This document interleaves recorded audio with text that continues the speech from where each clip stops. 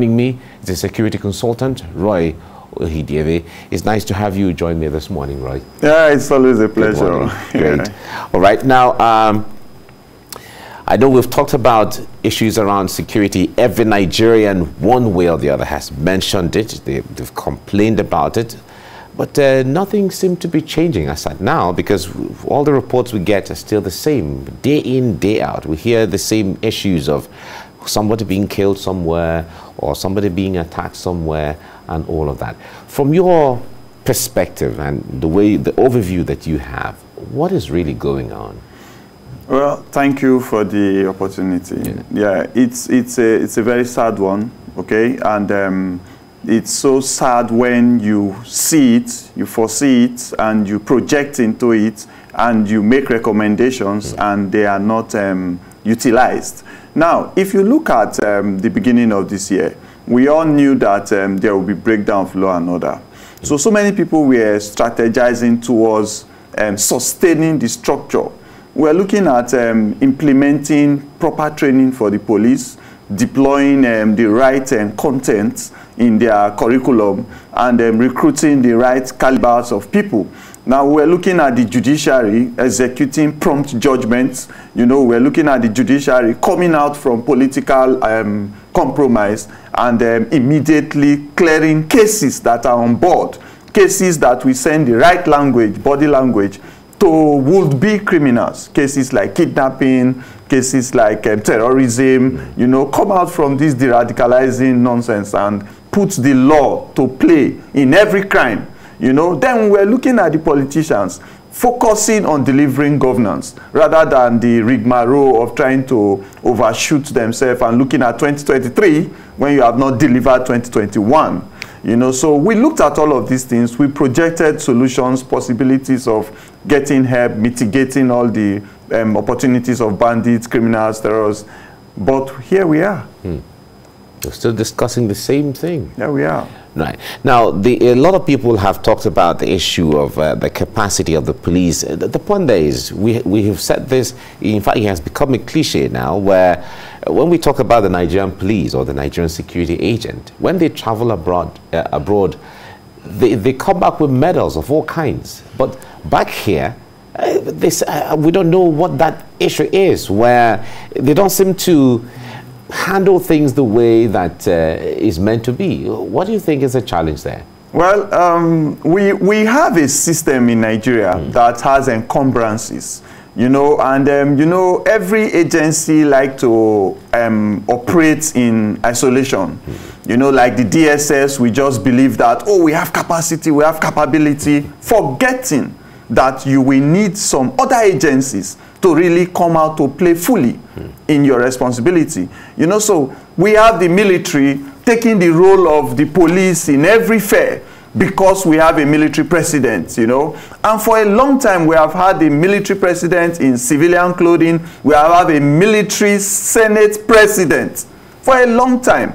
And these are really militarized spaces. It has shown to Nigerians are you saying that because they had the background of military, they have not changed? What will you use? You only use what you are familiar with. You must use, especially when there are no laws limiting your executive decisions. You know, Nigerians should have laws that the President Donald Trump that just left the US, there are so many things he wanted to do. It's the judiciary that encumbered some of those things, trying to put forward logical arguments, trying to make him present capacity in some of the things he wants to do, and it became time barred. You know, so in Nigeria here, we cannot have just a tout in one street compromising the opportunities of a DPO to control the activities of criminals or bandits or illegal entry into the place. You know, so Nigeria itself has encumbered its structures, the policing structure, the military structure. We have refused to align with possibilities of mitigating crime by the structure that we have. What is really wrong with this structure? When we talk about the structure, and everyone talks about the structure, what is really wrong with this structure? Is it the structure of the systems of government or the tiers of government and the way they interact, or it is the mindset of Nigerians who feel that I don't like it, so let me cause some trouble? Okay, let me start like this. let me leave the military out of it, because the military should be our last option if we have other possible options. Exactly. Let's start with the police. In the first instance that we have the Nigerian police, it is from the guise of our leaders that they started to shoot out EFCC, shoot out the DSS, was NSA before and whatever, shoot out other agencies that's supposed to be under the umbrella of the police. Now, the police that we see, why is it that over a long period we have failed to see that the intelligence level of a basic police officer is below bar? You understand? So, because his intelligence level is below bar, he believes in brute force. He wants to show brute force instead of intelligence. You know, so when he's investigating a case, he wants to use brute force, he wants to show brute force. But we fail to understand that there are millions of graduates that have gone through 4 years of university to read criminology and security studies. Young Nigerians. Now, these same people can go through 3-4 months training and roll out into the society. They are coming with 4 years of accumulated and pressed down levels to deliver on insecurity. Now, if you look at the training schools, those are the areas I expect the last IG and this IG to focus in. I cannot say I want to grow my family if I don't look at the kindergarten stages of the children we breed. Okay? The training schools, as the training school focused on technological capabilities, cyber capabilities, you know, online scam capabilities, internet multimedia capabilities, has it focused on forensic capabilities? You know, so you don't go the route of the old system where we are right now. You know, a police officer is supposed to be able to condole of a scene. When they appear in court, you will see logical evidence that even a phone call will be afraid to dissuade the arm of the law. Then also you understand that our modus operandi is encumbered by political influence, because we have allowed the hierarchy of the agencies to be nominated and assigned by anybody in power. I'm not talking about APC, PDP or whatever. We are talking about when government can regulate who becomes the head of an agency. Not from just picking. They have been grooming these boys from ASP, inspector. He has started to be rude and irresponsible in his activity, aligning loyalty to a particular set of people because he wants to be IG when they get to power. So a set of people are already in the making also, trying to know who will be the next chief of army staff, chief of naval staff. It doesn't work like that because it demotivates the attitude of other personnel in such agency, and they don't deliver synergy. So the guy is just there saying, I'm the IG, I'm the chief of army staff. Who are you chief over?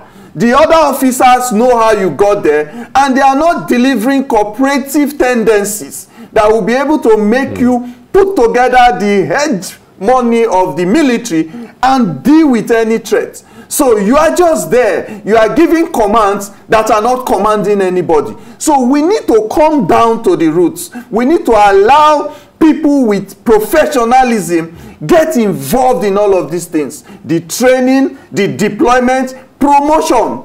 Even the years that you stay, months that you stay in a line of operation, is it beyond necessary? Some of the soldiers you see that are misbehaving, they have started to go into fish farming, they have started to join one local business or the other. They are there for 4 years.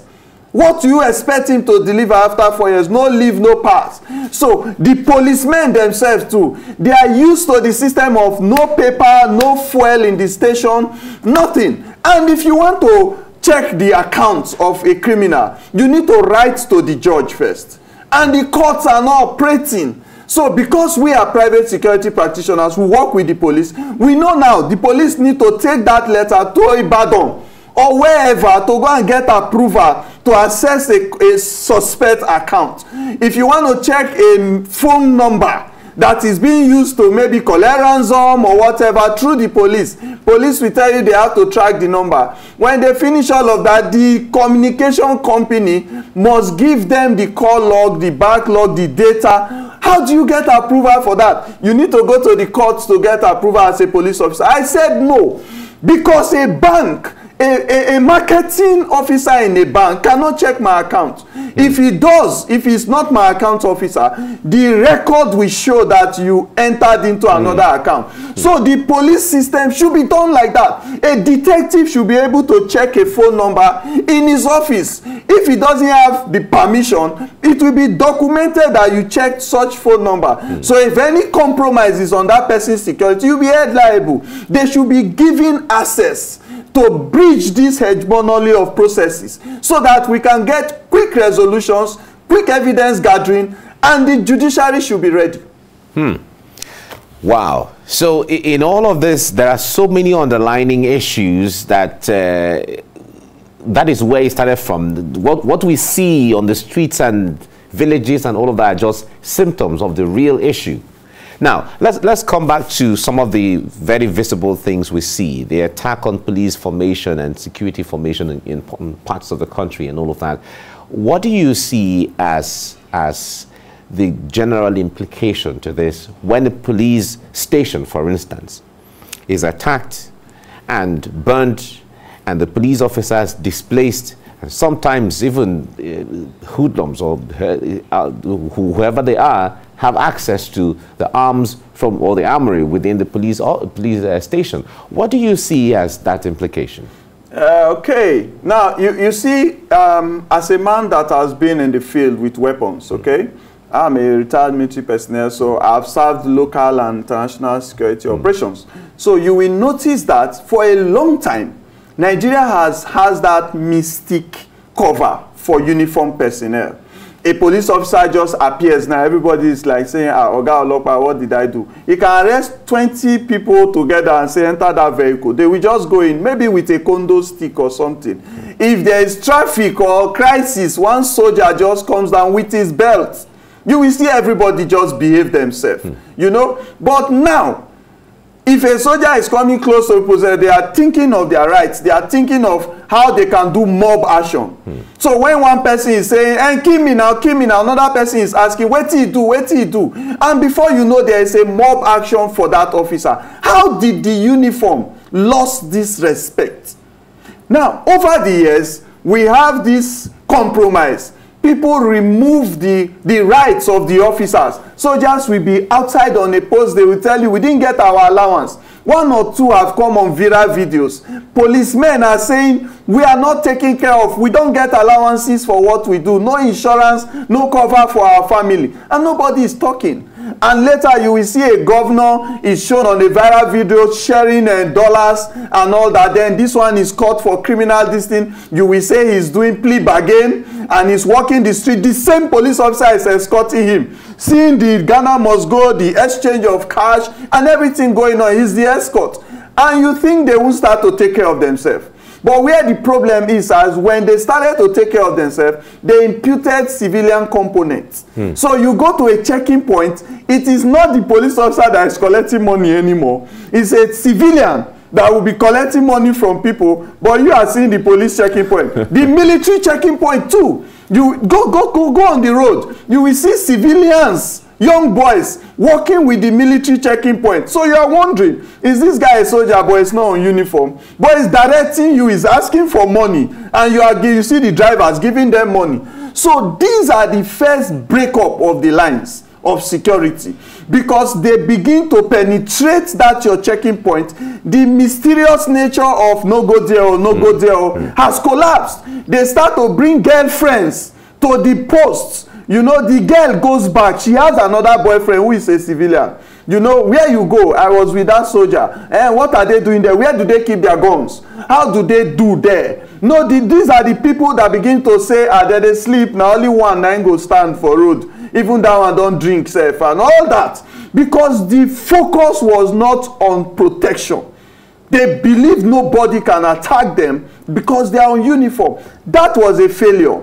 So if you also look at the protection lines we put in our police stations, it's wrong. In our barracks, it's wrong. Most barracks are built just with a minimal access control process. They only ask you for your barrack ID, you live here or something like that. They don't look at when people want to take arms incursion to run down that facility. You know, so you don't put layers of control. So the police station is just there, and after NSAS, eyes began to clear. We began to see that, man, nobody respects uniform again in Nigeria. It was national. Everywhere in the country, people were attacking police stations, attacking officers. The DSS, the army, all other ones, they didn't know it was coming to them. We just assumed that, okay, now police. So that is the breakdown of synergy I talked about earlier. So the agencies just maintain their spaces and don't believe that it will come to them. You know, so right now, people are going beyond the police. They are seeing the military as a walkover. You know, so, and don't forget, so many people ran away from the police. So many people in the northeast and all that, soldiers, young boys, they were dismissed. You have seen it on TV. 2030, they will say they absconded from duty. Their names will be listed. They were dismissed. Where are they now? Are they part of the components of the threat we are seeing? Did the government try to put them together and say, why are you running away from war front? Oh God, they didn't give me this. And try to manage their psyche and see how you can demilitarize them and put them into other things to do. You must have a catchment and a control on that your volatile force, your volatile population. All right. As you've said a lot, and it keeps sinking in the way you're saying it. Now, if we have to try to change things, is it late for us to turn back from where we are at this point, generally? Well, I had a lot of hope for the last Chief of Defense Staff. The last one, Lawrence Akida, went away. After I called the veteran community, we had a 3 days retreat. We had another 3 days retreat. We were looking at so much. There's a document that came out from those retreats. We want to have an office in every government house in Nigeria. We want to have an office in every local government where we can put together those that have carried arms, veterans from anywhere. So we begin to look at a second level protection for the population. You know, how can you put veterans to active use, put them on a button, and you can get all of them together? It just died down. Okay, I grew up hope again when I saw the IG that just left. When he came, the body language, everything. But the politicians, they must always come in to disrupt that professionalism that is expected to build the right foundation to combat and mitigate all these threats and vulnerabilities that face us. So right now we have a new IG again. I was saying, okay, this guy has gone through the ranks. Let me not believe that he's a stooge for anybody that was grown to hold that position. Now he has gone through the ranks. His village is under attack. Are you telling me as a police officer that you have not been visiting the village? Are you telling me that you have not put together a small community of intelligentsia that will immediately begin to tell you that Haruna or John or Roy has started to mix up with bad gango? We saw XYZ number of people in one bush, or that bush behind your father's house. That is where they are gathering now. Are you telling me that as an IG, anything coming around your space should not be picked up immediately? So if you can't protect your place, the former president, Babangida, his state is under siege. The present IG, his state, the present president, his state is under siege. So what are you telling me? So I am scared. My fear is that the people in the helms of affairs, the people heading these structures that are supposed to deliver this safe zone for the people, are distracted. They are professionally distracted. Everybody's eyes is on 2023.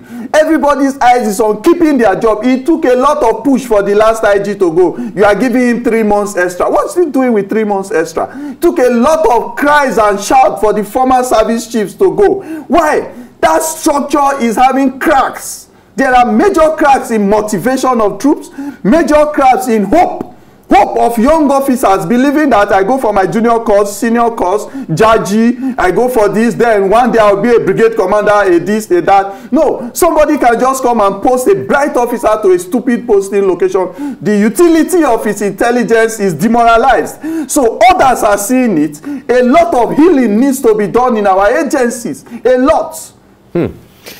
Wow. Wow, Roy, I don't know what else to say, but you have touched on so many things, and I just imagine how other experts are watching and how Nigerians are following and relating with what you're saying on a daily basis. Thank you so much, Roy Ohideve, for coming on the program. It's a pleasure. We certainly hope to have you more and more to talk about these things as we get along. It's a pleasure. Thank you so much. Always a pleasure. Thank you.